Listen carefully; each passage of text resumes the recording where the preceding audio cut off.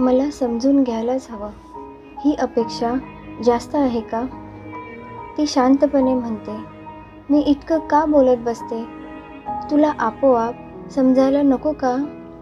तो मनात, माझ्यात काहीतरी कमी आहे का?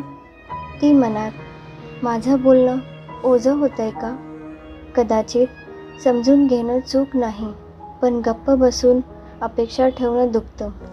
ती दरवेळी थांबते, तो दरवेळी अंदाज लावतो. दोघेही थकतात, पण बोलत नाही. समज येते? समजून घेणं म्हणजे मन वाचणं नाही, तर ऐकणं आहे. ती हळूच म्हणते, मला सगळं आपोआप नकोय, फक्त ऐकून घे. तो म्हणतो, तू सांगतेस, याचा अर्थ तू कमकुवत नाहीस, तू प्रामाणिक आहेस.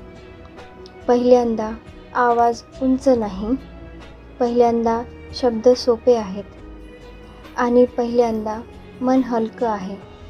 ते एकमेकांचे मन वाचणारे नाहीत, मन समजून घेणारे बनतात.